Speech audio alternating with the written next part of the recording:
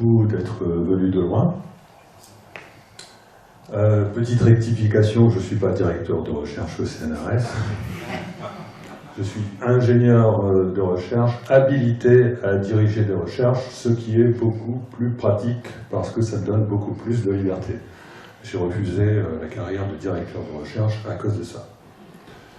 Donc je vais vous parler ce soir du lien entre la synchronicité et le libre arbitre, sachant que pour moi il est évident, c'est-à-dire que en fait, pour moi l'existence du phénomène de synchronicité est une preuve du libre arbitre. Alors je vais essayer de vous expliquer pourquoi. On va fonctionner avec deux écrans. Je pense que ça va le faire. Voilà. Donc, qu'est-ce que c'est qu'une synchronicité? Une synchronicité, c'est une coïncidence.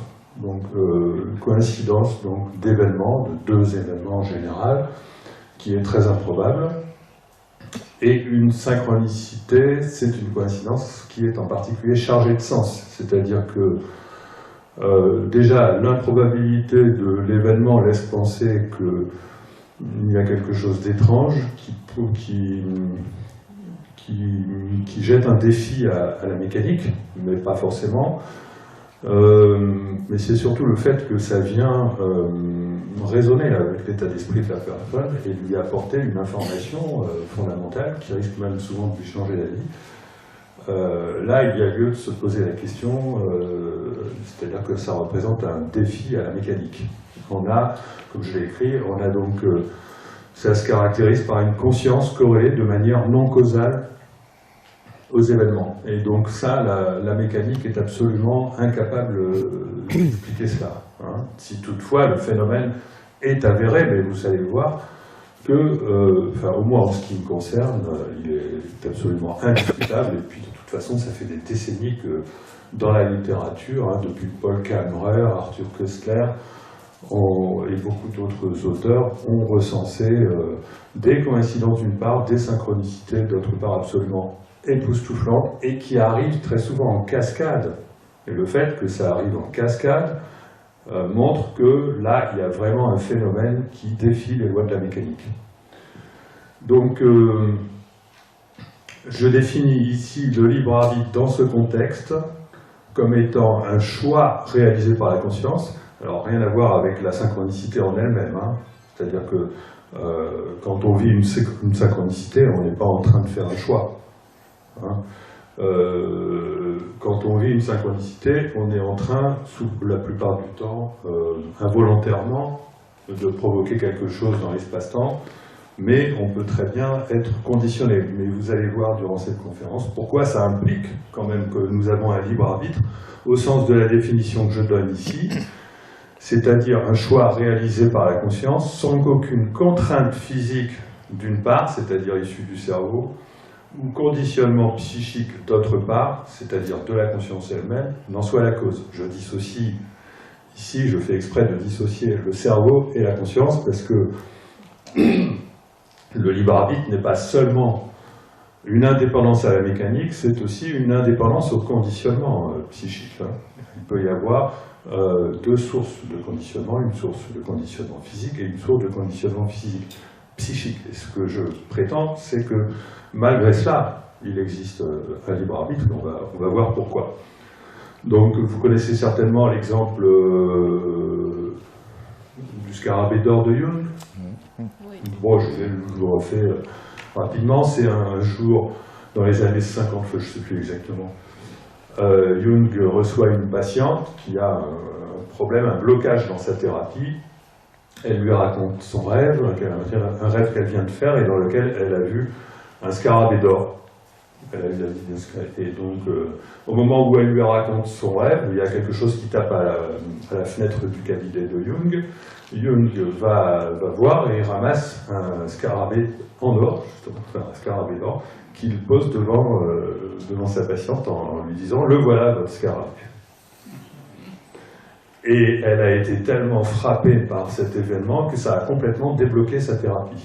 Donc voilà, vous voyez, là il y a une coïncidence, c'est-à-dire une coïncidence entre le scarabée qui débarque sur la fenêtre et le scarabée dont elle parle dans son rêve, donc c'est au même moment, ça arrive au même moment, ça n'a pas de sens. Mais en fait, ça prend un sens parce que, justement, ça débloque complètement sa thérapie et ça dégage en elle une vive émotion qui crée finalement un changement dans sa vie parce que, par la suite, elle va cesser de se bloquer elle-même en cessant de voir les choses trop rationnellement, parce que c'est souvent la rationalité mécaniste qui fait qu'on reste dans un certain marasme, et là, bon, voilà. Et donc, ça c'est pour... et moi, je vais vous raconter mon dernier exemple de synchronicité, sachant que j'en ai vécu une bonne dizaine, des tonnes, hein, mais une dizaine de cascades de synchronicité. La dernière en date, j'ai vécu d'autres des synchronicités depuis, hein, pas plus tard que la semaine dernière, mais puissante. Mais là, il y a 2 ans, j'en ai vécu une belle, en lien avec une problématique que j'avais bel et bien formulée. À l'époque, c'était, bon, mes problèmes sont réglés depuis, c'était comment obtenir un soutien scientifique à mes travaux. Parce que vous imaginez bien qu'un chercheur qui fait des travaux sur la synchronicité, c'est un peu délicat, une fois qu'on a réussi à imposer ça dans un laboratoire, de conserver ce thème de recherche. Et donc, je m'étais posé cette question en bonne et due forme, c'est-à-dire que je l'avais posée à mon soir, enfin, comme vous verrez tout à l'heure. Et ce jour-là, c'était à la Saint-Philippe, je rentrais de balade, et je rencontre 3 chevaux qui ont un comportement totalement étrange, je ne comprends rien à leur comportement, je passe sur les détails, sinon je vais être trop lent. Ils ont l'air de vouloir me dire quelque chose, mais je n'y comprends rien, donc j'oublie. L'après-midi, j'ai un ami qui m'envoie un mail pour me souhaiter la Saint-Philippe, et il me parle de 3 chevaux, je ne sais pas pourquoi, en les citant. Le cheval de Lucky Luke, le cheval de Mohamed et le cheval de Don Quichotte. Tiens, c'est des histoires. Donc là, vous voyez, ce sont des coïncidences. Là, il commence à y avoir une coïncidence. Bon, déjà, il y avait 3 chevaux au comportement anormal. Ensuite, là, 3 chevaux, déjà, c'est un comportement... Enfin, bon, là aussi, il y a un comportement anormal de cet ami qui, bon, et une coïncidence, mais j'y comprends rien. Et puis... le même jour, le soir, où je prends l'apéro avec ma compagne, nous avons 6 énormes papillons qui débarquent à l'entrée de la maison, qui se collent en se collant à la fenêtre. Ils n'entrent pas, mais ils sont un peu perdus. Et on va les prendre en photo, on les compte, ils sont exactement 6. Voilà. Et puis, on discute après, et je dis à Laurence, mais il y a un truc bizarre avec les animaux aujourd'hui, 3 chevaux, 6 papillons. Ah, et elle me dit, mais moi aussi, j'ai eu 3 chamois. Elle rentrait du boulot et elle avait rencontré 3 chamois sur la route du temps, alors qu'on rencontre jamais de chamois, d'habitude on rencontre des chevreuils. Et là, c'était des chamois, et ils étaient 3 et ils avaient exactement le même genre de comportement bizarre que mes 3 chevaux. Donc là, je me suis dit, ouais, attention, je vais demander de répéter, t'es pas en train de te foutre de moi, là. Enfin, et non, puis Laurent, c'est plutôt quelqu'un de sincère, je n'ai jamais vu se foutre de moi. Et donc, le lendemain, le son, ça va, c'est bon. Le lendemain, bon, la nuit porte conseil, et puis je me rends compte que finalement, bon, je passe sur un certain nombre de détails importants, mais on ne peut pas parler de tout, que l'espace-temps venait de me renvoyer mon modèle à 12 dimensions de la conscience que j'avais publié 2 ans auparavant dans la physique de la conscience, c'est-à-dire que j'avais parlé d'un modèle à 4 étages à 3 dimensions. Le premier étage à 3 dimensions, c'était l'étage du véhicule. Or, 3 chevaux symbolisent parfaitement 3 véhicules. Le deuxième étage à 6 dimensions, décomposé en 2 fois 3, c'est l'étage de l'âme. Et les papillons symbolisent parfaitement l'âme, du fait que la chenille en papillon, la survie à la mort de la chenille, etc. Et aussi parce que c'est des dimensions vibratoires, la vibration des ailes du papillon, etc. Et aussi par rapport à la théorie du chaos, enfin, je vous la fais courte, enfin, clairement les 6 papillons étaient liés à au symbolisme de l'âme, et ceci d'autant plus que 3 d'entre eux sont revenus le lendemain et sont entrés dans la maison. Et je suis allé les chercher un par un. Donc sur les 3 papillons, sur les 6 papillons, il y en avait 3 d'intérieur. Donc effectivement, dans le modèle que je propose, il y a 6 dimensions de l'âme, décomposées en 3 dimensions intérieures et 3 dimensions extérieures. Et j'avais parlé dans mon modèle de l'esprit que je symbolisais par le pic d'une montagne. Et quoi de mieux pour symboliser le pic d'une montagne que de faire venir des chamois. Voilà. Donc, je ne parle pas de tout ce qui est arrivé avec. Je tombe quelques jours après sur la bande dessinée de Thibaut Damour, où je vois 6 papillons dans la première illustration couleur de sa bande dessinée, qu'il met là évidemment parce qu'il pense exactement la même chose que moi. Hein. Donc lui, Thibaut Damour, c'est un physicien français qui a reçu la médaille d'or du CNRS récemment, et qui a mis sous forme dans sa dernière bande dessinée, sous forme de bande dessinée couleur, sa vision un petit peu ésotérique de la réalité, qui n'est pas véritablement mainstream. Et ces 6 papillons symbolisaient exactement la même chose que les miens. Bon, lui, ça faisait référence quand même à la théorie des cordes. Donc voilà pour les exemples. Et comment expliquer ça mécaniquement? C'est pas possible. On ne peut pas expliquer ça mécaniquement. D'accord? On pourrait dire, à moins que nous vivions à l'intérieur d'un rêve et que la réalité n'existe pas, d'ailleurs, ce qui est vrai, enfin que la causalité, en tout cas, est complètement mise en défaut dans cette affaire. Et donc, on va essayer d'expliquer tout ça. Voilà. Et pour expliquer tout ça, je vais commencer par faire une liste des métaphores que je vais employer. Parce qu'on parle d'une réalité qui, vous verrez, fait appel non pas aux 4 dimensions habituelles qu'on est capable de comprendre, de ressentir, hein, les 3 dimensions d'espace et les dimensions de temps, mais une réalité qui fait appel à 12 dimensions, enfin au moins 10 dimensions physiques, plus 2 dimensions qui correspondraient au libre arbitre. Et donc pour décrire ça, il faut utiliser des métaphores parce que vous n'êtes pas des matheux capables de se représenter des espaces à 12 dimensions. Bon.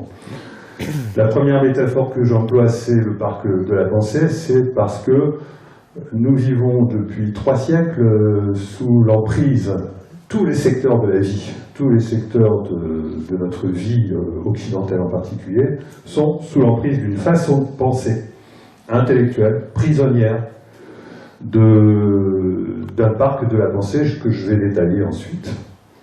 Et je vais ensuite expliquer quels sont les écueils qu'on risque de rencontrer si on essaye de sortir de ce parc, c'est-à-dire de penser en dehors de la norme. Ensuite, je vais rappeler que finalement, je ne fais que remettre en service la métaphore de la caverne de Platon, en vous expliquant tout ça. Et je vais simplement mettre à jour cette métaphore de la caverne de Platon en disant qu'une caverne de Platon moderne serait l'équivalent d'un sous-marin qui navigue aux instruments. Ça veut dire quoi, un sous-marin qui navigue aux instruments? Ok, mais si on essaie de raccrocher à la physique moderne, elle a une vision déterministe d'un futur déjà réalisé. Pour la physique moderne, la théorie la plus consensuelle, c'est que tout se passe comme si, pour chacun d'entre nous, nous sommes enfermés, nous sommes prisonniers, oui, d'un tunnel invisible qui oriente nos pas jusque tout le reste de notre vie. Ça, c'est de la physique mainstream. Hein, vous entendrez que le grand physicien vous confirmer que oui, c'est comme ça qu'on voit les choses en physique. Et pourtant, il existe en physique 2 versions différentes de la réalité, une qui prévaut dans l'infiniment petit, une qui prévaut plutôt dans l'infiniment grand, et dans l'infiniment petit, ce qui prévaudrait, ce serait plutôt une réalité qui correspondrait à un arbre de vie, à un multivers de possibilités dans lesquelles les physiciens mainstream disent que nous avons effectivement, potentiellement, une myriade de vies alternatives. Mais pour préserver le déterminisme, ils disent que ces myriades de vies alternatives de la conscience concernent d'autres consciences de nous-mêmes, d'autres moi, tout aussi conscients que nous, qui vivraient en même temps que nous, ces vies dans des univers séparés au-delà de l'horizon cosmologique. Et il y en aurait toutes les conneries que vous avez réussi à ne pas faire, d'autres vous-même les feraient actuellement dans des univers au-delà de l'univers cosmologique. Et il y en aurait qui réussiraient ce que vous n'avez pas réussi à faire. Ça, c'est la vision mainstream, publiée dans plusieurs ouvrages, par Max Tegmark, par exemple, par de grands physiciens qui ont toute l'audience qu'il faut et qui vendent une tonne de bouquins et qui, voilà. Et même Aurélien Barraud s'en est fait un peu l'écho en France. Et même Thibaut Damour n'est pas tout à fait clair là-dessus, flirte un peu avec cette vision des choses. Donc la situation est grave, mais pas désespérée. Et donc nous verrons comment concilier les deux, en fait. Nous verrons que, bon, moi personnellement je ne suis absolument pas d'accord, je vous expliquerai pourquoi. Pourquoi la bonne façon de voir cette réalité, c'est de prendre donc la peinture qui se trouve, vous allez la voir à l'exposition, l'arbre de vie de Venosa. C'est l'arbre de cristal, c'est ça? L'arbre céleste. L'arbre céleste de Robert Venosa, qui est un arbre à branches cylindriques. Et donc vous prenez une des branches cylindriques et vous avez le tunnel invisible. Et donc cet arbre à branches cylindriques illustre le concept, qui est mon concept, que nous vivons dans un multivers qui correspond effectivement à un tunnel invisible qui oriente nos pas, mais ce tunnel peut changer de position à l'intérieur de l'arbre céleste. Voilà, ça c'est, donc je ne peux pas faire plus simple que de vous dire ça. Et cette façon de voir ça, c'est de faire appel au GPS, c'est-à-dire de dire qu'à tout moment, notre trajectoire dans notre vie, elle est parfaitement définie, mais elle peut changer. Et c'est-à-dire que c'est exactement comme un GPS, donc vous suivez strictement le parcours, mais à un moment donné, vous décidez que, ah ben non, vous n'avez pas envie d'aller tout droit, vous allez tourner à droite. Votre intuition vous dit que non, il ne faut pas suivre le GPS. Et le GPS recalcule votre parcours, c'est-à-dire qu'à tout moment, la physique est respectée, les lois de la physique sont respectées, le GPS recalcule votre parcours de manière à le rendre cohérent avec tous les autres parcours. Imaginez un super GPS qui éviterait les bouchons grâce à ça. Eh bien, il semblerait que notre univers fonctionne comme ça. Et pour que nous puissions savoir quelle décision prendre contre la dame qui vous dit aller tout droit, on aurait besoin d'une boussole personnelle qui serait en fait la boussole de l'émotion, comme le dit Spinoza, ou de l'intuition, ce qui revient un peu au même. En fait, on a un centre mental qui va nous relier à des informations extradimensionnelles via l'intuition, et un centre émotionnel qui va nous relier à ces mêmes informations transcendantes, donc via l'émotion. Donc, voilà, déjà, comme ça, avec ces métaphores, vous avez en gros tout compris, donc ça va faciliter la suite de l'exposé. Et donc, commençons par le parc de la pensée. Alors, ce qu'il faut savoir, mon apport, ce que je n'arrête pas de répéter depuis bientôt 10 ans dans mes livres et conférences, c'est que jusqu'en 1982, il était correct de penser que nous vivions dans un monde fait de matière et que tout était fait de matière, d'objets qui se déplacent et qui sont l'équivalent de poids de matière, l'équivalent d'un billard par exemple, avec des objets qui ont des interrelations qui s'entrechoquent, etc. Et que règne la causalité. La causalité, c'est la causalité stricte. La causalité, sous-entendu causalité stricte, c'est-à-dire le futur est le résultat du passé, et surtout pas l'inverse. Que les lois de la physique étaient déterministes, c'est-à-dire qu'il n'existe qu'une seule version de la réalité calculable par les lois de la physique, et que le hasard est quelque chose qui intervient en physique, effectivement, mais qui est dû à notre ignorance des causes. les physiciens ont toujours cherché des variables cachées, des causes cachées qu'ils n'ont jamais trouvées d'ailleurs. Et en 1982, il a été démontré que au moins 2 de ces croyances étaient fausses. Et ensuite, on s'est aperçu au cours des décennies qui ont suivi, mais que finalement tout cela était faux. C'est-à-dire que le matérialisme a été remis en question lorsqu'on a découvert que le vide n'était pas vide et qu'on l'a démontré expérimentalement à la fin du siècle dernier. On a remis en question le déterminisme et l'idée que nous avions du hasard dès 1982 grâce à l'expérience d'Alain Aspect, l'expérience EPR qui a démontré que des particules qui sont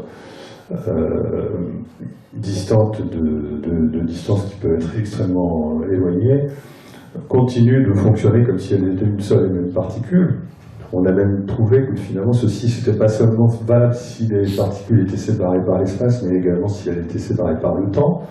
Et enfin, on a remis en question la causalité, puisqu'on s'est aperçu que dans plusieurs expériences de mécanique quantique, la rétrocausalité était le moyen le plus réaliste. C'était le seul moyen de préserver une version réaliste de l'interprétation de la mécanique quantique. Et donc, on a remis en question des dogmes qui impliquaient que notre conscience était le produit du cerveau, que nous étions des machines biologiques, que nous n'avions pas de libre arbitre et que l'âme n'existait pas. C'est-à-dire que ce qui nous interdisait de penser que l'âme puisse exister, que nous ayons un libre arbitre, que la conscience puisse ne pas être le produit du cerveau, etc., c'était ces dogmes. Ils ont tous sauté. Ils n'existent plus aujourd'hui, ils n'ont plus la moindre validité. Ils sont littéralement faux, erronés, à 100%. Alors, c'est ce que je résume ici, en disant que tout en physique, la physique finalement a du mal quand même à accepter ça. Parce que, si vous voulez, ça implique de remettre en question l'usage d'équations pour faire de la physique. L'usage d'équations a absolument besoin de travailler avec des conditions initiales, donc on a besoin de causalité. L'idée qu'il n'existe qu'une seule condition finale, donc on a besoin de déterminisme. Les mathématiques ont besoin de travailler avec des objets qui correspondent à de la matière. Et voilà, et on ne peut pas supporter la rétrocausalité, etc. Ça ne fonctionne pas. Donc, si vous voulez, la difficulté qu'on a eue à accepter les résultats de la physique vient du fait que nous utilisons des équations. D'accord ? On utilise des équations avec la variable temps, et en même temps, les meilleures théories physiques nous disent qu'il faut éliminer le temps. Donc, la physique, elle est en pleine contradiction. On a 2 grandes théories qui sont la mécanique quantique et la théorie de la relativité, qu'on n'arrive pas du tout à harmoniser. Bon. Alors, si tous les physiciens ne sont pas forcément d'accord avec les interprétations que je donne ici, d'accord, mais je vous les donne pour y voir plus clair, d'accord.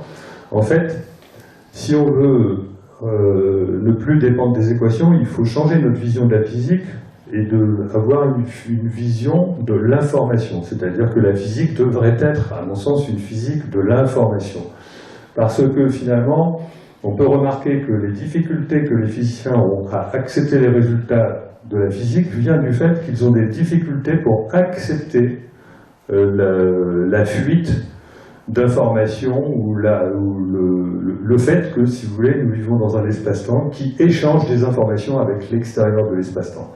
Parce que la non-localité spatiale et temporelle qui remet en question le hasard issu de notre ignorance des causes peut s'interpréter comme une coordination non locale de notre réalité hors espace-temps, un peu comme s'il existait des marionnettes.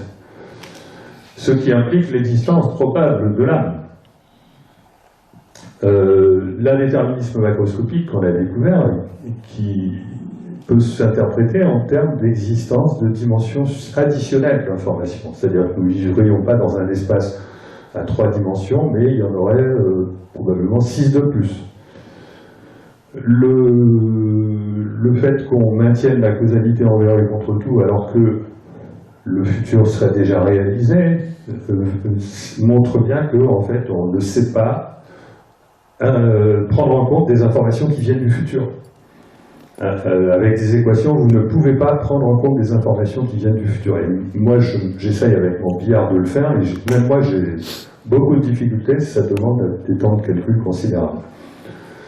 Et on sait que le vide interagit avec la matière, mais on ne sait pas trop comment, et on ne sait pas, là non plus, prendre en compte les informations du vide. D'accord ? Donc, si vous voulez, la physique a essentiellement un problème avec l'information, et c'est la raison pour laquelle, bien que les nouvelles perspectives sont l'existence probable de l'âme, la possibilité du libre arbitre, le fait que nous ne soyons pas des machines et que la conscience ne soit pas le prix du cerveau, eh bien, à cause de l'usage d'équations, à cause de cette inertie, eh bien, on n'explore pas au-delà des frontières de la physique actuelle. Il y a une autre raison pour laquelle oui, j'ai oublié de passer... Bon, c'est pas grave. Voilà. Prenez-le en photo parce que je l'ai commenté mais je ne voulais pas passer. Non, parce que là je travaille sur deux écrans qui ne sont pas synchronisés, on n'a pas réussi à faire fonctionner le mode duplication. Donc ça je viens de vous le dire et je passe donc à la suite. Donc je vous disais que non, c'est pas ça ou ça? Oui, c'est ça. Voilà. Donc, je vous disais que la physique avait du mal à aller en dehors de ses frontières, parce que on ne sait pas faire aujourd'hui, on ne sait pas comment formaliser une physique de l'équation. Une physique de l'information, ça impliquerait de mettre des équations, on ne sait pas comment les introduire. Et il y a une autre raison, qui intéresse le grand public cette fois-ci, c'est que si on dit que, ok, il y a tout ça, donc, et qu'on laisse l'initiative au public de visiter les frontières, de dépasser les frontières de ce qu'il est convenu de penser dans la norme, il y a un certain nombre d'écueils que je résume rapidement, que je décris, mais là je vais vous les résumer rapidement. Si on descend par l'une des deux failles de la physique, faille du chaos et faille de la mesure, du déterminisme en gros, on descend dans la vallée de l'ésotérisme qui débouche dans l'océan du New Age. Si on va vers le nord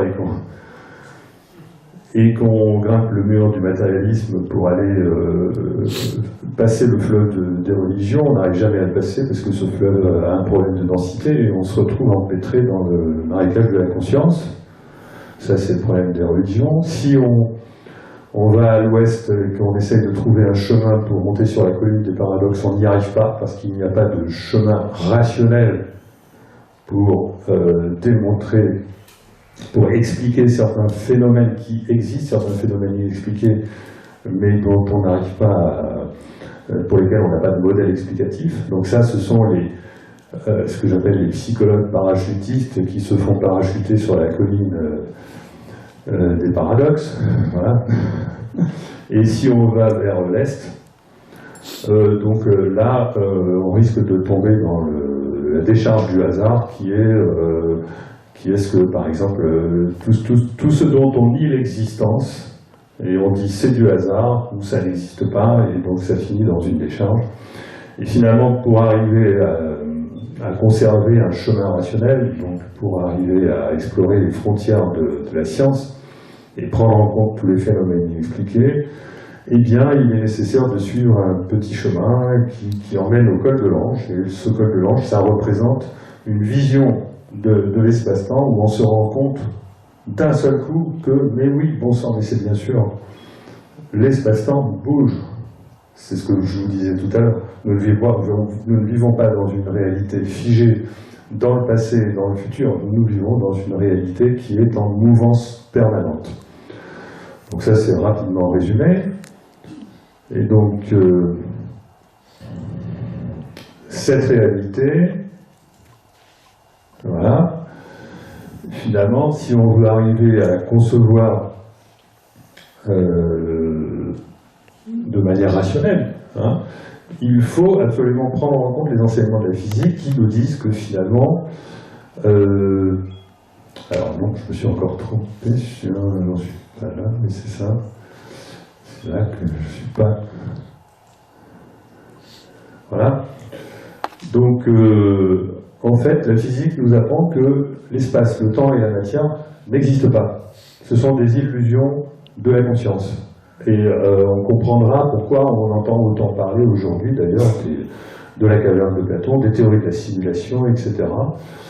Vous avez d'ailleurs des outils de réalité virtuelle qui sont bluffants, hein, et qui permettent de comprendre justement qu'il se pourrait que nous soyons nous-mêmes embarqués dans une réalité virtuelle, dans une réalité augmentée. Elon Musk s'en fait le porte-parole, il dit qu'il en est sûr et certain. Bon, le film Matrix nous a un petit peu éveillé à cette idée. Bon, qu'est-ce que ça veut dire exactement? Bon, ce que ça veut dire, c'est que l'espace, il est certain que l'espace n'existe pas déjà, parce que l'espace, il est déformable, il est non local, il est pixelisé, et il est en vibration. Hein, on en est sûr, déformable c'est sûr, non local c'est sûr, pixelisé c'est la théorie qui l'impose, et les vibrations, c'est sûr, on vient de détecter les ondes gravitationnelles. Qu'est-ce que c'est que ce machin? La matière, on va nous dire, mais la matière, on s'aperçoit qu'elle n'existe pas non plus, elle est composée de 99,999% de vide, et le reste, on ne sait pas, mais si on veut le modéliser, on tombe sur des vibrations à nouveau. Le temps, c'est le plus grand mystère, parce qu'il semblerait que le futur soit déjà réalisé, et donc les physiciens ne comprennent pas le sens du temps. Même Étienne Klein envisage de dire que finalement, le temps au sens du présent n'est peut-être pas de la compétence des physiciens. C'est dommage. Et finalement, la réalité elle-même n'est pas ce qu'on pourrait imaginer, c'est-à-dire qu'en fait, à tous les niveaux, il semblerait que la réalité soit une superposition de tous les possibles. C'est-à-dire qu'il n'existe pas de réalité unique. Il n'existe que des potentialités à toutes les échelles de la réalité. D'accord ? Des potentialités dont on va dire que, par exemple, elles se densifient lorsqu'elles sont observées. Voilà. À toutes les échelles de la réalité. Et donc, si on essaye de s'attaquer au plus grand problème qui est celui du temps, donc oui, je résume ce que je vous disais par un moyen mnémotechnique de comprendre la réalité. On peut comprendre la réalité en remplaçant l'espace, la matière et le temps par les vibrations, l'information et l'énergie. L'énergie remplacerait la matière. Les vibrations remplaceraient le temps et les informations remplaceraient l'espace. On a besoin d'espace pour mettre des informations, on a besoin de temps pour créer de la vibration, etc. Et donc, tout ça, ça ne nous mène pas loin si on ne comprend pas finalement le point clé qui est surtout la nature du temps. Et là, en ce qui concerne la nature du temps, donc que nous dit la physique? Voilà. Voilà. Donc là, la physique, les deux physiques les mieux vérifiées par expérience, la relativité et la mécanique quantique, nous apportent finalement un enseignement convergent sur la nature du temps. C'est-à-dire que la relativité manifeste un futur déjà réalisé, et elle le démontre grâce aux horloges atomiques et également à leur application qui est le GPS, qui démontre qu'en fait la chronologie n'existe pas et qu'il est impossible de définir le présent nulle part. Deux événements qui peuvent avoir l'air pour un observateur d'être l'un dans son passé et l'autre dans son futur, pour un autre observateur ça va être l'inverse. Donc vous ne pouvez mettre personne d'accord sur à quel moment se crée la réalité si vous considérez qu'elle se crée dans le présent, puisque ce présent-là n'existe pas. Donc ce qu'il faut chasser de notre vision habituelle, c'est l'idée que notre réalité se crée dans le présent.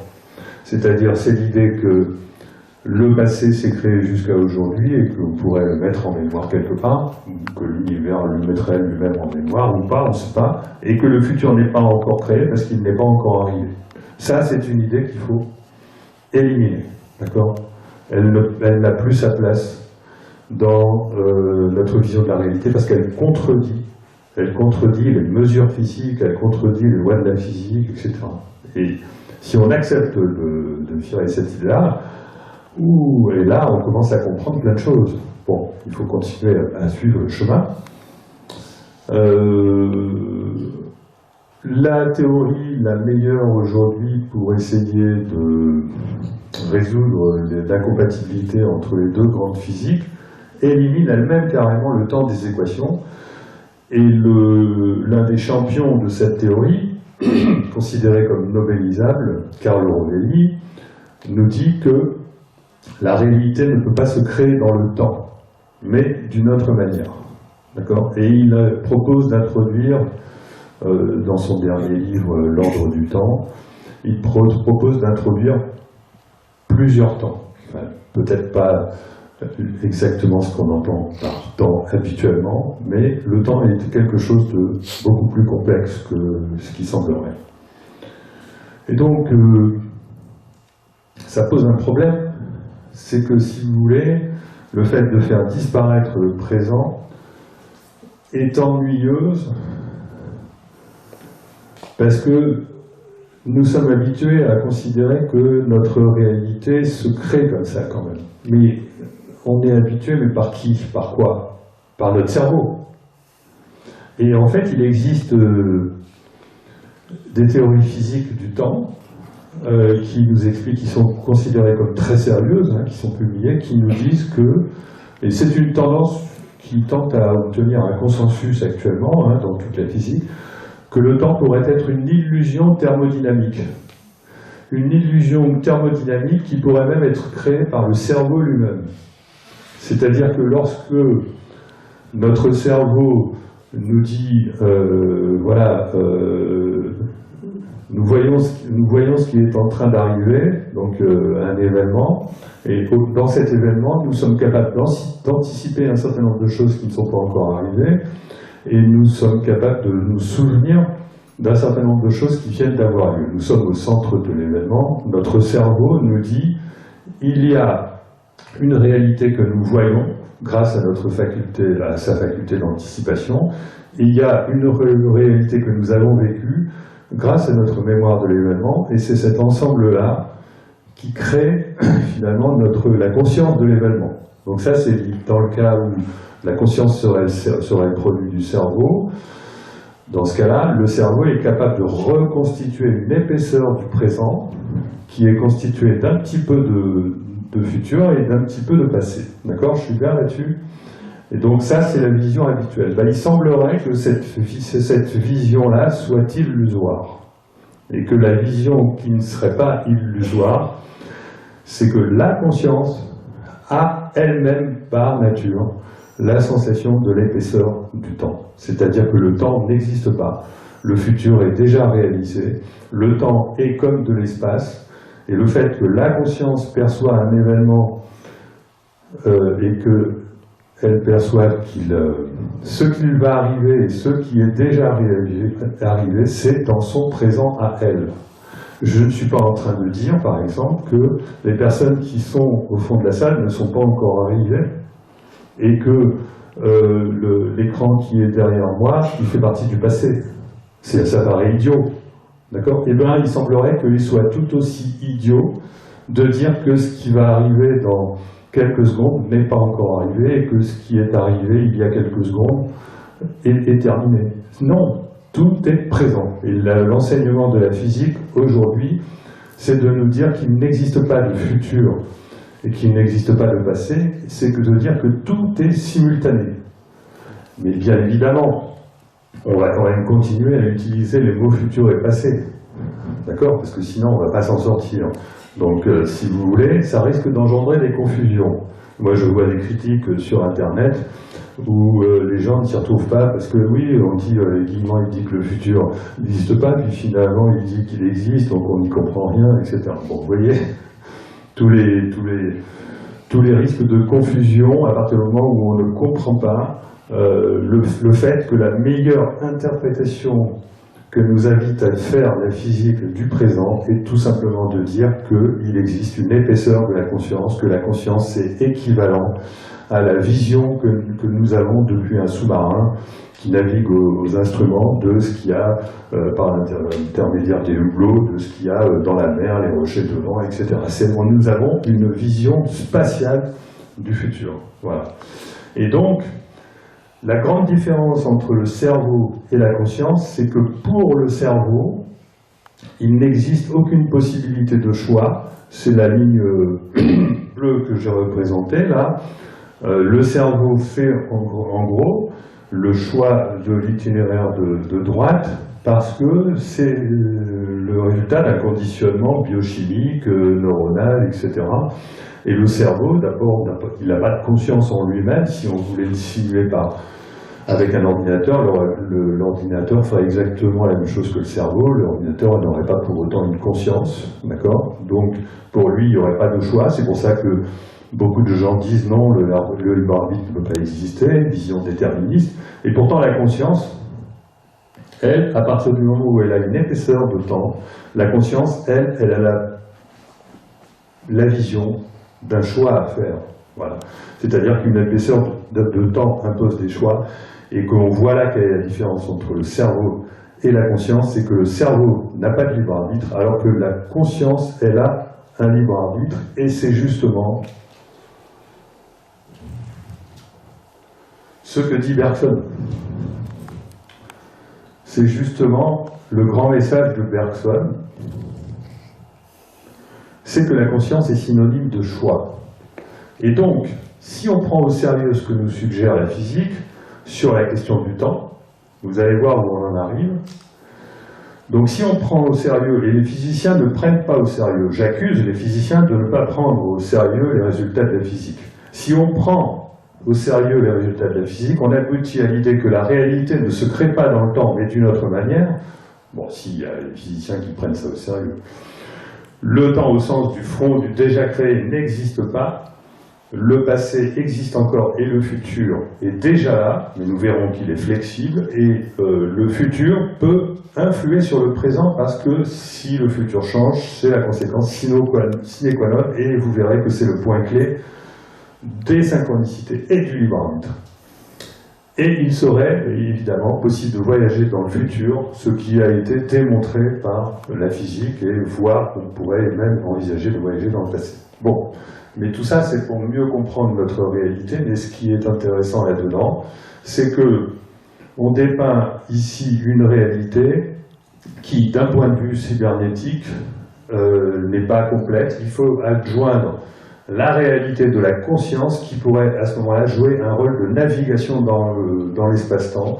Et c'est le fait de permettre une navigation par les choix de la conscience qui modèlerait l'espace-temps. C'est-à-dire que c'est la conscience qui valide à tout moment l'univers dans lequel nous vivons collectivement. C'est-à-dire que la conscience passe son temps à nous faire des changements d'univers. C'est-à-dire que le multivers de myriades de possibilités que nous avons de mener nos vies existe potentiellement, mais à tout moment, nous avons une seule vie qui va être réalisée, celle qui est en train d'être réalisée par nos choix, et celle qui est réalisée par une partie de nous-mêmes, on ne sait pas qui se trouve en dehors de l'espace-temps et qui détermine nos choix futurs.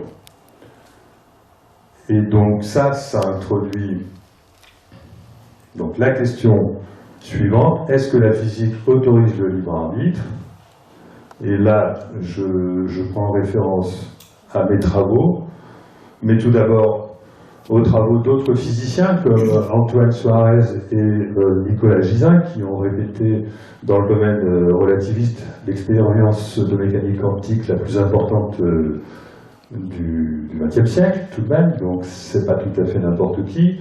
Nicolas Gisin nous explique, et je suis entièrement d'accord avec lui, que nous avons un libre arbitre potentiel, tout simplement parce que les nombres réels, tels que les mathématiques les décrivent, ne peuvent pas exister dans la réalité. C'est-à-dire que Aucun objet ne peut avoir, par exemple, une position dans l'espace qui peut être définie avec une infinité de décimales. Non, la position des objets dans la réalité ne peut être définie qu'à partir d'un nombre de décimales fini. Et c'est à partir de là que, justement, le libre arbitre peut exister.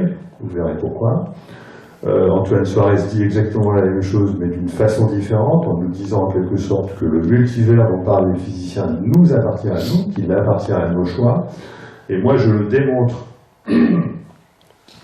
Ça fait plusieurs années que je travaille je fais des calculs de milliards, et j'ai enfin réussi, j'ai publié déjà en 2013 des résultats, et j'ai enfin réussi à montrer de manière convaincante que notre espace-temps pourrait avoir 6 dimensions additionnelles dans une publication que j'ai faite l'année dernière dans la fameuse revue Annals of Physics.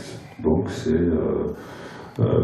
c'est quelque chose qui est aujourd'hui à prendre en considération. Et d'ailleurs, cette publication que j'ai faite dans cette grande revue, je vous l'annonce, est la plus lue, enfin la plus téléchargée en tout cas, des publications des dernières années d'Annals of Physics. Et du coup, je suis invité à beaucoup de congrès de physique quantique, de physique statistique, etc. Mais pour l'instant, c'est encore trop tôt. J'ai besoin de faire encore une autre publication pour bien muscler ces résultats avant de les présenter moi-même à la communauté internationale. Et donc, ce que conclut cette publication, c'est la chose suivante, la chose la plus importante à retenir de cette conférence, c'est que ce n'est pas la mécanique qui détermine le cours des événements. Ce n'est pas la mécanique, on vous rebat les oreilles en vous faisant croire que vous êtes des machines, etc., et que vos choix sont conditionnés par votre cerveau, c'est complètement faux. D'accord ? Les choix que vous faites dans votre vie peuvent effectivement être conditionnés par votre cerveau, ils peuvent aussi être conditionnés par votre conscience, qui est à différencier du cerveau, mais ils peuvent aussi, dans le cas où ce sont de véritables choix authentiques, on verra ça tout à l'heure, ils peuvent se faire hors du temps, en dehors de la causalité. D'accord ? Ce que je vais démontrer plus précisément, c'est qu'il est nécessaire de rajouter 3 dimensions à l'espace-temps pour décrire les choix qui sont obligatoires dans le présent, et 3 de plus pour décrire les choix qui sont obligatoires au niveau de la destination. C'est la raison pour laquelle je propose un modèle de la conscience à 3 étages. Un premier étage qui décrit en fait la conscience matière, ce que j'appelle le véhicule. Un deuxième étage qui décrit notre conscience du présent, ce que j'appelle le conducteur. Et un troisième étage qui décrit notre conscience de la destination, dont nous ne sommes pas conscients, c'est-à-dire la conscience du soi qui décrit le guide. Et donc, là, à partir de là, donc, si vous voulez, normalement, dans les conférences antérieures que j'ai fait quelques conférences où j'ai un petit peu musclé mon discours avec des arguments de physique. Donc, j'avais 6 slides, je ne vais pas vous les faire, sinon vous allez... voilà. Voilà les arguments, je ne vais pas vous développer les arguments physiques autour de ce que je vais vous dire ensuite. Vous pouvez les trouver sur une conférence qui est en ligne en 2 versions sur mon site web. Une conférence que j'ai donnée dans un congrès mainstream qui s'appelle l'Ère du temps à Nice au mois de juin de cette année, où j'ai parlé de ce que j'appelle le temps cybernétique. Et là, donc, j'ai approfondi, puisque j'étais devant un public de scientifiques, j'ai approfondi mes arguments en expliquant pourquoi l'information était une grandeur physique, pourquoi les physiciens avaient oublié de tenir compte de la perte d'information dans les interactions, ce qui est la base de ma publication récente, en mettant en évidence un paradoxe du déterminisme qui explique aux matheux qu'ils n'ont pas le droit de faire des calculs au-delà d'une certaine limite en rapport avec l'information qu'on met dans les conditions initiales, en décrivant ce que j'appelle l'explosion des branches du multivers dans un milliard, c'est-à-dire quelle que soit la précision à laquelle vous travaillez, même si vous faites des calculs, et j'en fais, à 64 bits, à 128 bits de précision, même si vous faites des calculs à 10-40, 10 puissance 35, même si vous dépassez la résolution de l'univers pour vos calculs, vous êtes obligé de les arrêter. Et au moment où vous les arrêtez, il apparaît un multivers de possibilités, exactement le même que celui qui apparaît, même si à précision plus faible. C'est-à-dire que vous ne pouvez pas échapper au multivers. Vous ne pouvez pas échapper aux myriades de bifurcations qui apparaissent, quelle que soit la précision à laquelle vous travaillez. Ceci est très important et mal compris, et je suis très bien placé pour comprendre que c'est mal compris, puisque même moi je n'y croyais pas avant de l'avoir trouvé par le calcul. Et donc ceci a pour conséquence que nous pouvons concevoir la réalité de manière flexible, c'est-à-dire qu'il est possible de fixer des conditions finales, de fixer des conditions initiales, et de conserver malgré tout une myriade de possibilités de rejoindre des conditions finales, initiales et finales, à condition qu'elles soient suffisamment espacées. C'est ça qui rend la réalité flexible. Et pour essayer de décrire comment cette flexibilité peut se réaliser en dehors de l'espace-temps, on a besoin de concevoir notre réalité plus comme un cerveau que comme une grosse mécanique atemporelle. Notre réalité, et d'ailleurs, aujourd'hui on est capable de simuler ce qu'on appelle le phénomène d'intrication quantique grâce à des réseaux de neurones, et donc justement, l'intrication quantique pourrait être le phénomène qui intervient lorsque, si quelqu'un fait un choix et change son parcours, ça va avoir une incidence sur les parcours d'autres personnes, et donc il est nécessaire que les parcours de ces personnes soient intriqués. Donc il existe une intrication macroscopique entre les trajectoires des individus qui est nécessaire pour assurer le libre arbitre. Donc ça, je vous l'ai fait à la vitesse de la lumière pour ne pas vous embêter. Et ce qu'il faut retenir, c'est que finalement, qu'est-ce qu'il faut retenir de tout ça? C'est que tout se passe comme si, dans notre réalité soi-disant mécaniste, en fait, tout ce qui arrivait dépendait de ce qui arrive dans l'infiniment petit. C'est-à-dire que contrairement à ce que les physiciens ont pensé pendant des décennies, et je fais partie de ces générations-là, et même moi je doutais, il est faux de penser que le quantique n'interagit pas à l'échelle macroscopique. Le quantique interagit parfaitement à l'échelle macroscopique, et ceci est démontré, archi-démontré. On en avait déjà connaissance via la théorie du chaos, mais ça n'a pas été bien travaillé, cette affaire-là. Donc, qu'est-ce qu'il faut en déduire? Maintenant, on va passer aux conséquences humaines de cette affaire-là.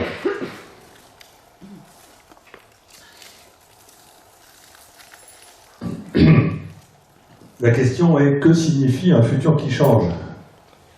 Parce que nous, on est capable de changer notre présent, de faire des choix dans le présent, mais notre futur, il change sans nous. Alors,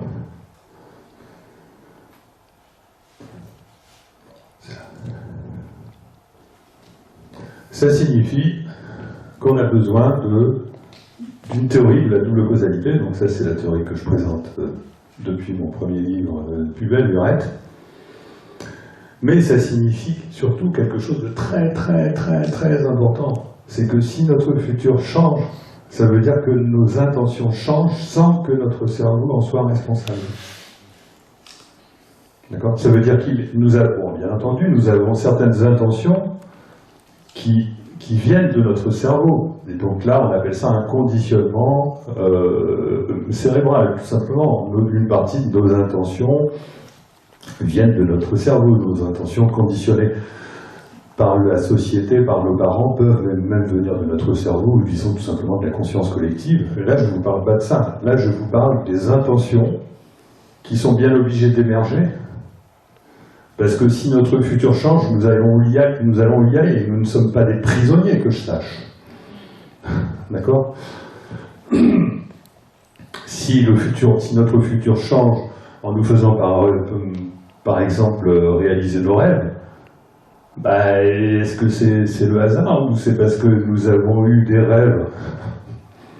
Et en tout cas, ce qui est intéressant, c'est de savoir, et ça c'est une information qui est nouvelle, c'est que ça vient forcément des dimensions supplémentaires. Parce que dans la physique classique, la physique mainstream habituelle à 4 dimensions, le futur ne peut pas changer. Donc ce qu'il faut tirer de cette histoire, c'est que donc nos intentions ne sont pas créées par la mécanique du cerveau, ok, dans ce cas-là, ça veut dire qu'elles sont captées. Elles nous viennent de quelque part. Comment est-ce qu'on fait pour les capter?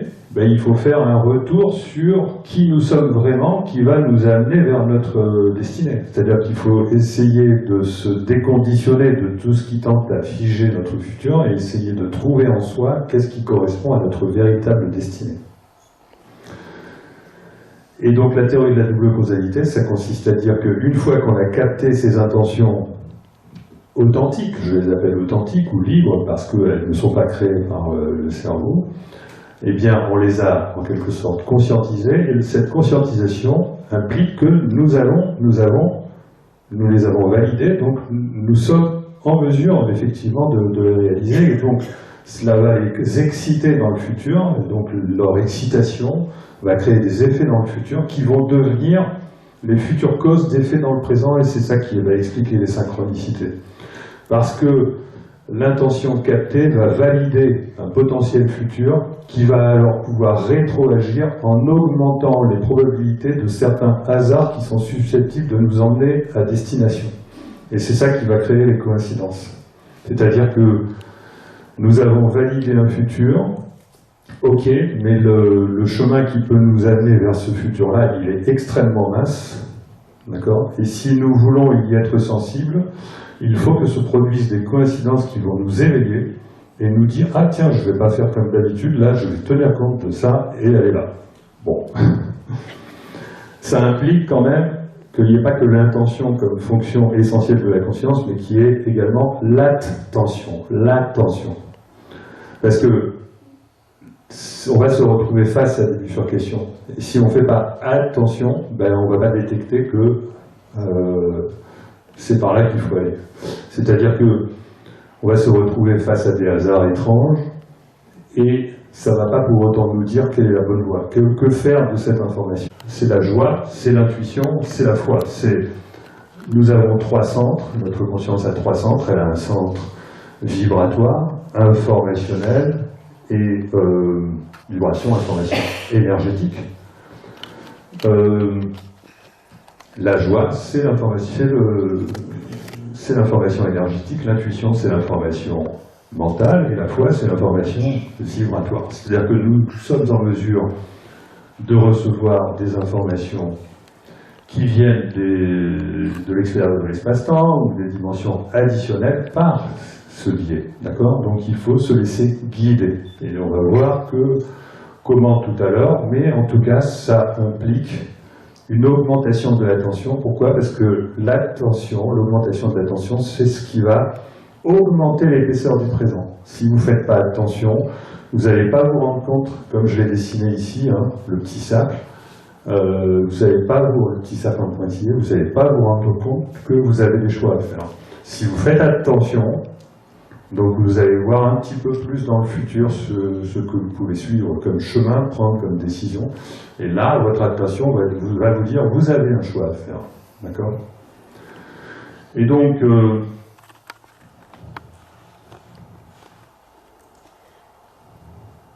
ça veut dire quoi? Ça veut dire que l'évolution, mais l'évolution en général, hein, l'évolution de votre vie, mais l'évolution de la vie en général, l'évolution de l'univers, hein, puisque nous chacun d'entre nous a une part de choix à faire sur l'univers dans lequel nous vivons. Nous avons une part de choix, puisque tous nos choix vont retentir sur les trajectoires des autres. Et lorsque nous faisons un choix qui n'est pas illusoire, mais un choix authentique, c'est-à-dire qui vient d'une reliance, eh bien, nous faisons un changement de ligne temporelle que j'ai représenté de cette manière-là. Et c'est ce qui explique que, contrairement à ce que nous dit la physique, l'univers pourrait évoluer de façon négantropique, c'est-à-dire aller vers l'ordre plutôt qu'aller vers le désordre. Aujourd'hui, le consensus des physiciens, c'est de dire qu'on ne peut pas, que l'univers il n'y a rien à faire, mais il va forcément aller vers le désordre, quoi qu'il arrive. Et du coup, on ne sait pas expliquer l'évolution de la vie, et on reste encore dans de la pensée magique darwinienne, le hasard des mutations va provoquer ceci, cela, ce qui est du grand n'importe quoi. Alors que si on introduit la conscience en physique, ou au moins à côté de la physique, on dispose maintenant, grâce aux dimensions supplémentaires, etc., tout ce que je vous explique, d'une explication qui permet de comprendre l'évolution de la vie et pourquoi nous allons vers l'ordre et non pas vers le désordre. Via les sauts de l'attention, via les sauts de la conscience, via l'attention qui revient à transformer le temps en espace. Que fait l'attention? Que fait la conscience? C'est de transformer le temps en espace pour nos choix. C'est-à-dire que ce qui va nous arriver devient comme une carte géographique dans laquelle d'un seul regard nous choisissons notre parcours. La conscience transforme le temps en espace.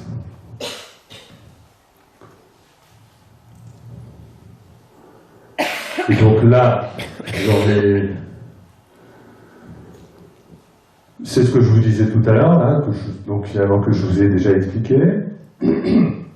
Sauf que là, j'ai rajouté qu'est-ce que ça fait intervenir comme entité.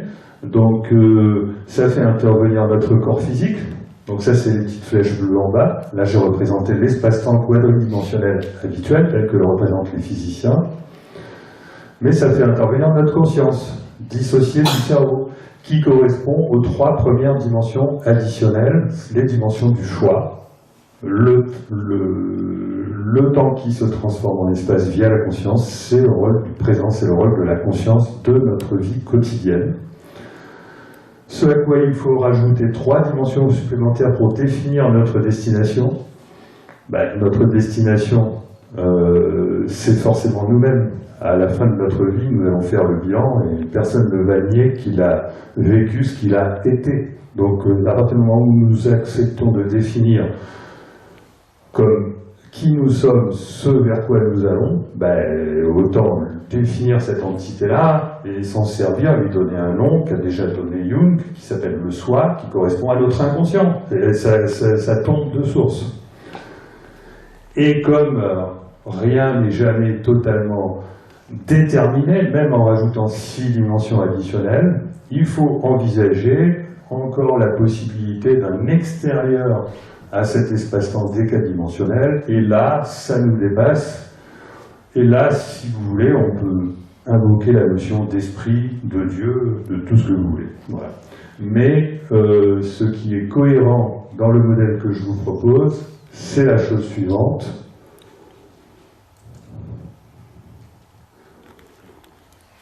Et donc, toute ressemblance avec un modèle qui existerait depuis des millénaires est purement fortuite. Donc, le modèle que je vous propose, c'est tout simplement un modèle à 3 étages de la conscience. J'ai un ami qui aboutit aux mêmes conclusions, qui est directeur de recherche honoraire au CNRS, Jean-François Housset, qui a écrit un livre qui s'appelle « Les 3 niveaux de la conscience ».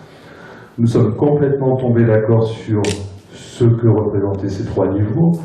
Moi, je les ai déduits de ma théorie, du billard. Lui, il les a déduits de ce qu'il a vécu personnellement, parce qu'il a vécu durant sa vie une expérience qui est un peu similaire à une LDE, une expérience de mort imminente, mais ce n'était pas une mort imminente, dans laquelle il se retrouvait en situation de se voir étendu sur son lit, mais de voir aussi un deuxième corps, son corps de conscience. Et il était dans son corps, je sais pas où, enfin bon. Et donc, et c'est pas le seul témoignage de ce genre. Bon, alors là, je vous explique ce modèle à 3 étages de la conscience. Ça reprend la mécanique du billard, d'accord? Et au lieu de parler de 3 dimensions spatiales, je parle de 3 centres énergétiques de la conscience correspondant à VIE, vibration, information, énergie. Les vibrations, c'est le centre émotionnel qui se trouve à droite.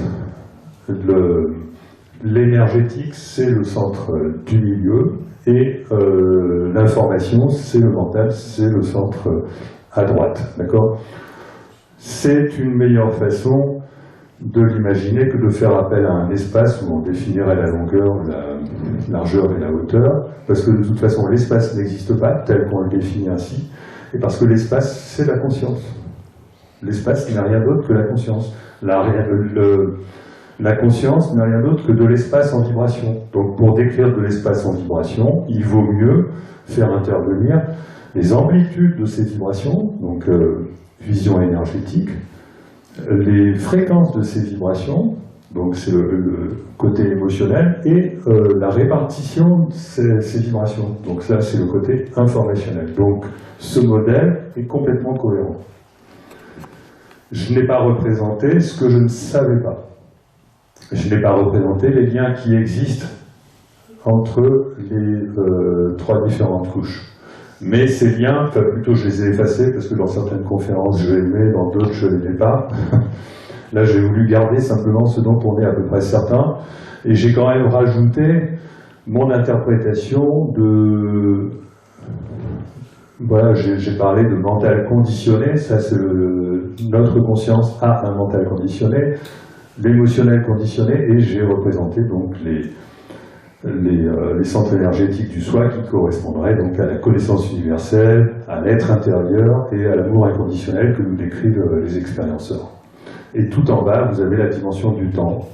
Et on peut considérer que la création de notre réalité se fait de haut en bas, en visitant tous les centres, jusqu'à arriver à la densification temporelle qui, en mécanique quantique, correspond à la réduction de la fonction d'onde.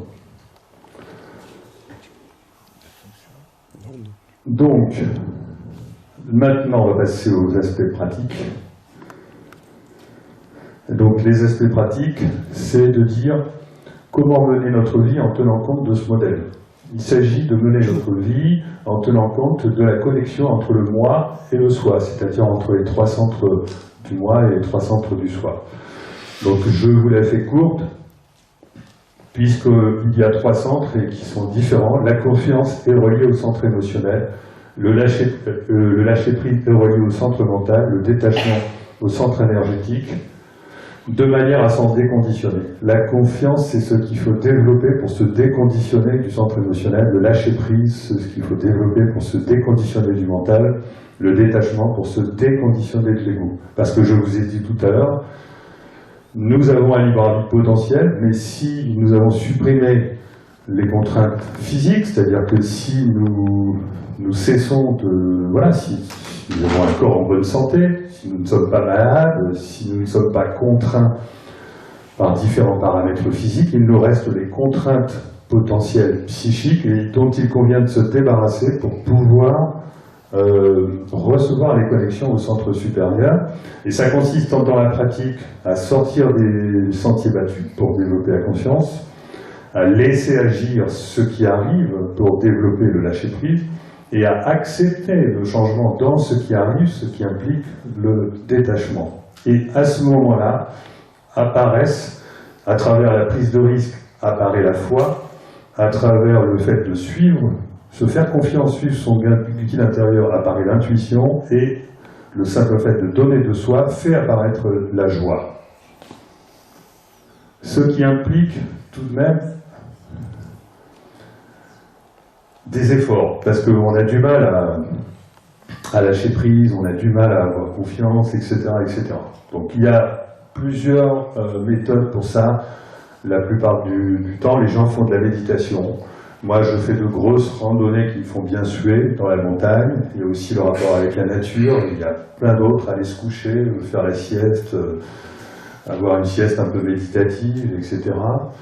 Et surtout, il y a un conseil que je donne, parce que ça marche, c'est-à-dire que si on veut évidemment faire ça, c'est pour arriver à se relier à qui nous sommes. Donc il faut d'abord faire un retour sur soi pour essayer de ressentir qui nous sommes. Donc ça consiste à faire le bilan de sa vie pour essayer de se souvenir de ce qui nous a apporté le plus de joie.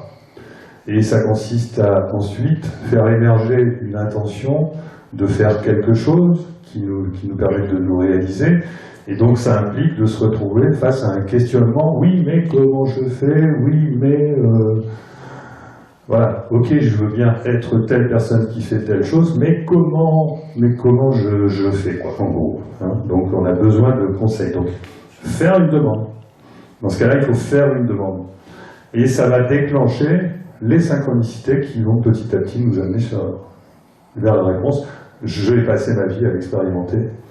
Avant d'écrire des livres, j'ai passé ma vie à l'expérimenter inconsciemment.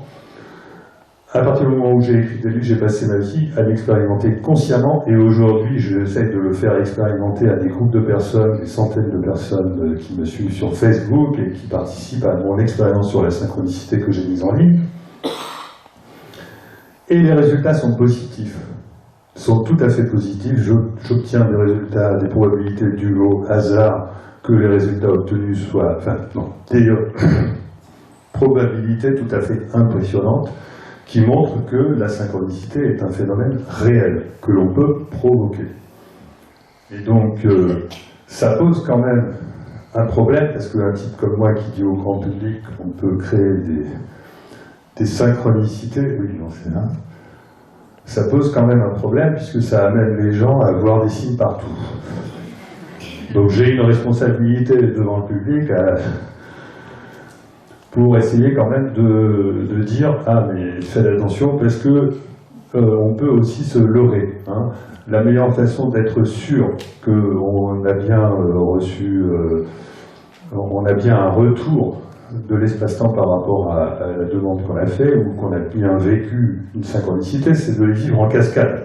Mais on ne peut pas les vivre en cascade, c'est-à-dire coup sur coup, si on n'est pas sans arrêt en train de douter de l'interprétation à donner à tout cela. Ce n'est que lorsqu'on est vraiment exigeant à l'improbabilité de ce qui arrive que l'univers vous les resserre en permanence. C'est-à-dire que vous restez authentique par rapport à votre démarche, c'est-à-dire que vous dites « je continue d'y croire, mais ça ne me suffit pas ». Et à ce moment-là, les cascades arrivent. Bon, mais sans parler de cascades, on peut se tromper pour différentes raisons, parce qu'il y a 4 types de hasards étranges potentiellement porteurs de sens. Il y a 2 types qui sont des conséquences du passé et 2 types qui sont des conséquences du futur. Les 2 types trompeurs, car conséquences du passé, ce sont les causes cachées extérieures et les causes cachées intérieures. Les causes cachées extérieures, je devrais renouveler mon exemple parce que là je commence à en parler depuis un certain temps, mais c'est amusant donc je vous le refais. Les causes cachées extérieures, c'est, voilà, vous ne trouvez pas de boulot, vous en avez marre, vous vous demandez ce que vous êtes venu foutre sur cette planète, alors vous sortez de chez vous et vous voyez un extraterrestre traverser la rue. Et vous ne saviez, et vous pensez que, ben voilà, c'est votre réponse. Il faut traverser la rue, comme disait Macron, pour trouver du boulot. Mais ce que vous aviez oublié, c'est que ce jour-là, c'était carnaval. Donc il n'y a pas de synchronicité, c'était juste le carnaval qui expliquait pourquoi un extraterrestre traversait la rue. Voilà. Bon, enfin, ça ne veut pas dire que certaines projections mentales ne sont pas des synchronicités s'il existe un aléa qui rend tout de même improbable le fait que ça arrive, même si vous avez affaire à une projection, ce qui peut être le cas du phénomène de pareidolie, c'est-à-dire la tendance du cerveau à voir des visages partout, par exemple dans les nuages, ou sur les rochers, etc. Et donc le simple fait de voir ce genre de choses peut nous donner l'impression de vivre une synchronicité si ça résonne avec une demande ou un questionnement intérieur. Bien là, il faut se méfier parce qu'il faut comprendre que notre cerveau a véritablement tendance, donc là il s'agit d'une cause cachée intérieure, à nous faire projeter du sens là où il n'y en a pas. Ce qui ne veut pas dire que dans certains cas, ce sens n'existerait tout de même pas si on tombe effectivement par hasard. Donc là, je modère un peu mes propos. Maintenant, il existe de véritables synchronicités au sens d'influence du futur, de 2 types, c'est-à-dire 2 types tout à fait heureuses, hein, donc qui vont vous permettre de réaliser vos rêves. Donc là, c'est souvent via des cascades où on a des circonstances rocambolesques ou des séries d'événements qui vous amènent comme par miracle,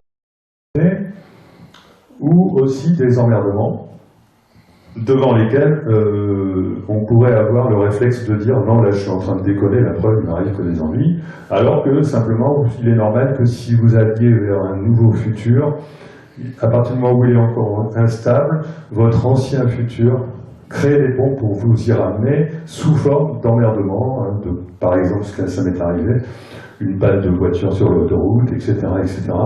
Donc, ne pas interpréter les emmerdements étranges qu'on peut avoir comme des mauvais signes. D'accord ? Les interpréter comme le signe que vous allez vers quelque chose qui n'est peut-être pas encore assez solide et que donc cet événement est en train de tester votre détermination. Et si vous vous sentez trop fragile, à ce moment-là, il est peut-être prudent de ne pas y aller. Par contre, si vous vous sentez réellement déterminé, cet événement négatif devrait plutôt être interprété comme au contraire, il faut y aller. Et donc, je vais maintenant conclure. Voilà. Je vais conclure en disant que... Ah non, je suis allé trop vite là.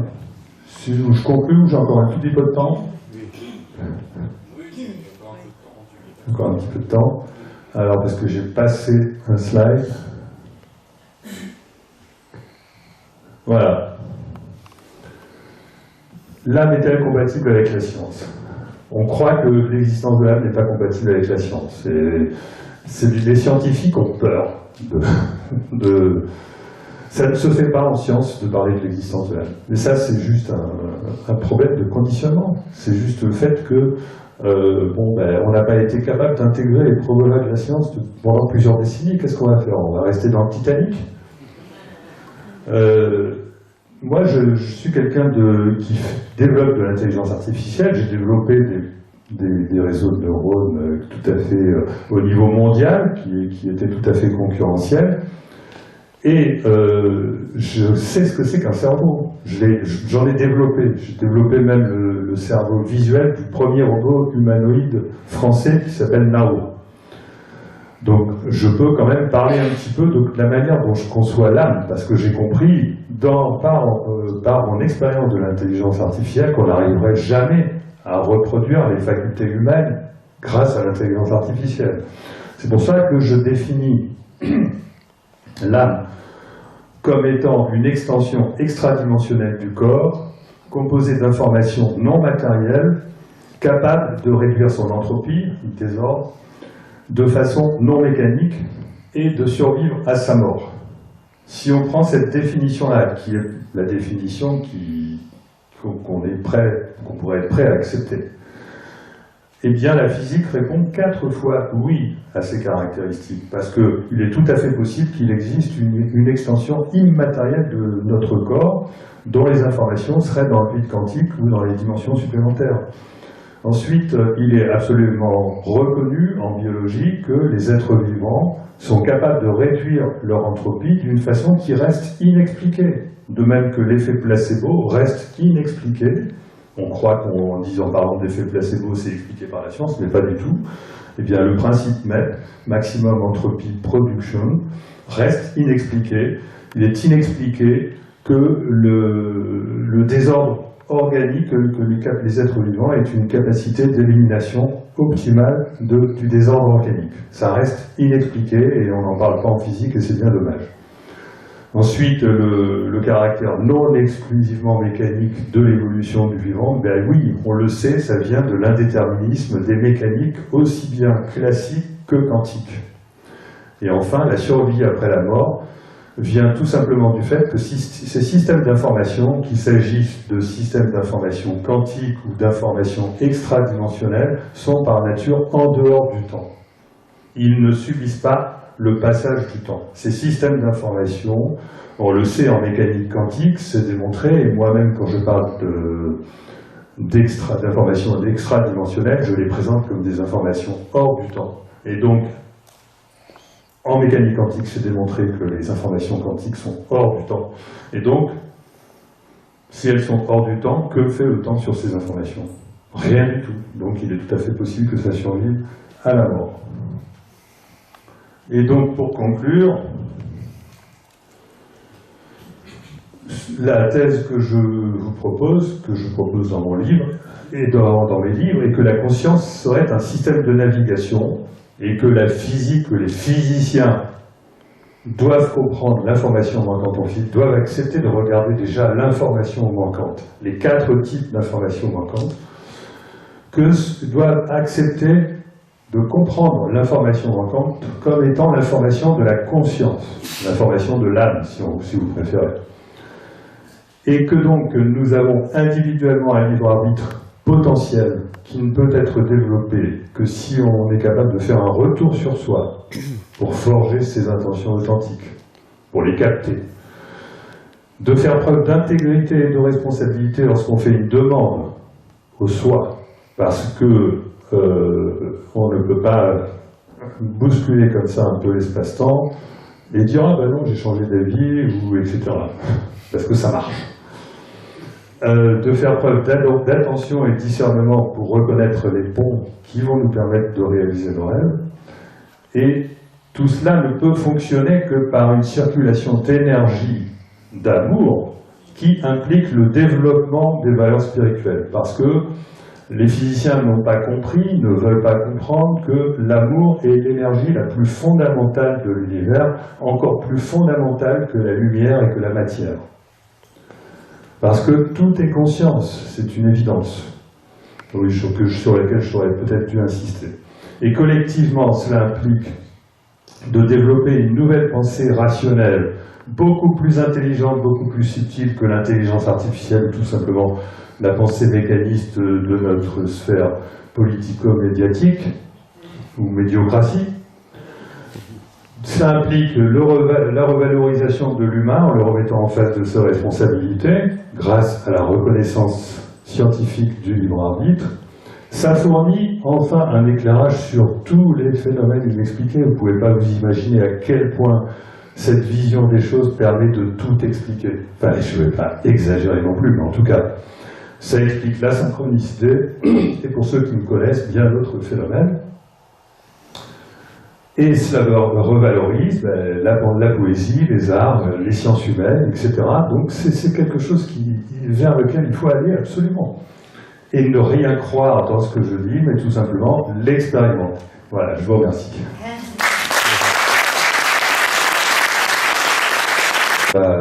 Qui modifie notre taux vibratoire. C'est-à-dire que il est plus facile de modifier ses pensées. C'est-à-dire que au niveau de notre taux vibratoire, de l'émotionnel, on a tendance plutôt quand même à être esclave. Et là, ce qui compte pour ne pas être esclave, c'est d'ancrer ces émotions dans la réalité. C'est-à-dire qu'on se définit plus au niveau émotionnel, finalement, par ce qu'on fait. Si effectivement on réalise qui on veut être vibratoirement dans la réalité, à ce moment-là, c'est du solide et ça peut nous permettre d'accéder à un meilleur taux vibratoire. C'est pour ça que le don de soi fonctionne. Ça suppose un nettoyage aussi de toutes ces ombres, d'aller... Et voilà, parce qu'on a toujours des peurs qui remontent, et effectivement, ça suppose, effectivement, on ne peut rien faire si on fait ce qu'on fait, mais de manière non sincère, parce qu'on a des peurs qui ressurgissent, donc on va avoir développé une culpabilité qui est incompatible avec le fait de donner, donc ça sera artificiel et donc ça ne va pas marcher. Voilà. C'est difficile, hein. Être qui on est, c'est pas évident à partir du moment où effectivement il faut se débarrasser de tous les conditionnements du passé. Pour une petite question. Je vais essayer de faire court. Oui, parle fort. Je vais essayer de faire court. Ouais. Tu prends comme exemple l'arbre céleste de Robert Venozza. Ouais. Robert Venozza était le compagnon de Martina, qui est une grande peintre pendant 30 ans. Je suis le nouveau compagnon. Je vais prendre un micro. Ouais. Et aujourd'hui, c'est une journée Particulière. Je viens de peindre. Il y a 2 heures, on m'a appris la perte de quelqu'un de très cher pour moi. Et on parle de ces choses-là. Donc je me dis, il est en train de faire un sacré voyage. Donc c'est un peu tendu. Donc Martina était la compagne pendant 30 ans de Robert Venozza, et je suis son nouveau compagnon. Je voulais que je vais te raconter un petit truc, c'est-à-dire que, et à chaque coup ça me fout les poils depuis maintenant 3 ans, ça a paru il y a 3 ans sur Facebook. Robert Venozza m'a accepté sur Facebook comme ami, ou m'a demandé comme ami, 1 an, jour pour jour, avant sa mort. Donc maintenant Facebook, à son anniversaire que nous fêtons tous les deux, me fait, Robert Venozza a partagé beaucoup de choses avec vous. Et effectivement, on a partagé beaucoup de choses ensemble. C'est de l'ordre de quoi, ça? Une synchronicité? Quelque chose que j'ai projeté? Est-ce que ça peut s'expliquer mathématiquement?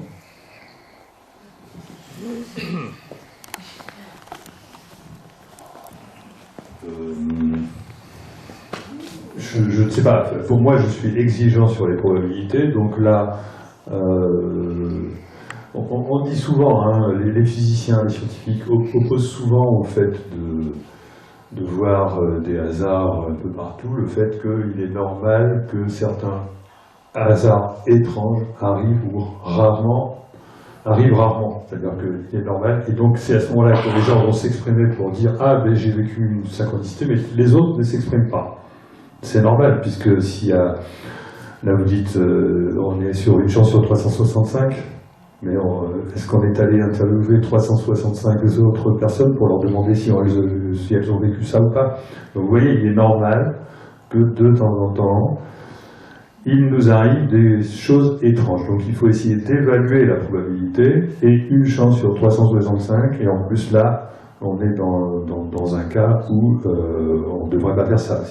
Il faut d'abord dire, bon, à partir d'un moment, là, je m'éveille à tout ce qui va arriver, parce que là, tiens, c'est étrange, il y a une correspondance de date anniversaire. Ok, bon, ça ne veut rien dire, sauf s'il arrive quelque chose. Sauf si dans la foulée, il arrive une cascade d'événements étranges qui font que là, ok. Mais là, non. Enfin, parce que je suis exigeant. Mais en fait, peut-être que oui. Parce que, si tu veux, il faut différencier ton point de vue personnel sur ton vécu qui peut être juste et le fait d'en témoigner au public qui peut être trompeur. D'accord? Donc il faut différencier un point de vue personnel qui peut être juste, mais moi si je donne ce genre d'exemple, je fabrique des fous. D'accord? J'invite à n'importe qui à voir des signes partout. Donc il faut être extrêmement prudent avec ce genre de choses, et notamment être extrêmement exigeant avec les synchronicités. Et une dernière question, s'il vous plaît. Ça fait deux. Là-haut. Là. Une ou deux, pas plus. Deux derniers. Trois dimensions supplémentaires temporelles. Je voulais savoir ce que vous en pensiez. Si on reprend les notions temporelles des Grecs de Kéros et Aion, est-ce que ça tient la route ou est-ce que c'est complètement... Ça tient la route, mais j'en ai pas parlé. D'accord. J'ai dû en parler dans une des conférences, parce que bon, ça implique un modèle de l'univers avec un univers conjugué qui est justement le royaume du soi. Le modèle que je vous ai proposé ici, c'est un modèle à 10 dimensions de l'espace-temps. En fait, l'espace-temps a réellement, à mon sens, 10 dimensions physiques et non pas 12. D'accord ? Par contre, je pense que l'espace-temps complet, global, en faisant intervenir l'évolution de l'univers via la conscience, on a besoin de rajouter 2 dimensions supplémentaires, ce qui sont les 2 dimensions du libre arbitre. Pourquoi? Parce qu'il existe un libre arbitre dans notre réalité, dans notre univers, qui provient de la connexion entre le soi et le moi. Parce qu'on a le choix de se connecter ou de ne pas se connecter. Et il existe un autre libre arbitre dans l'univers conjugué, et là qui correspondrait à l'aion, parce que le premier libre arbitre correspondrait au... Comment? Kéros, voilà. Il y a Chronos, Kéros c'est le libre arbitre correspondant à la connexion du soi au moi, mais dans l'univers conjugué existerait donc cette fois-ci pour définir les conditions finales, parce que le Kéros correspond au libre arbitre du choix, c'est-à-dire que nous sommes en train de changer carrément la réalité, on est sorti du temps. Hein. Et l'aion correspond à la définition de la destinée aux conditions finales, et ça c'est le libre arbitre qui correspondrait à mon sens entre le libre arbitre du soi, hein, correspondant à la connexion entre le soi et l'esprit, ou le soi et Dieu si vous préférez, pour ceux qui sont... voilà. Donc oui, il faudrait rajouter 2 dimensions, mais qui ne sont pas réellement des dimensions mathématiques, c'est-à-dire des dimensions, ce sont des dimensions Oui, il faut les rajouter, mais elles ne permettraient pas de faire des calculs parce que c'est ce qui échapperait définitivement au calcul. Voilà. Dernière question, s'il vous plaît. Il y avait une dernière... Non, ça va. On te laisse un temps de signature et puis on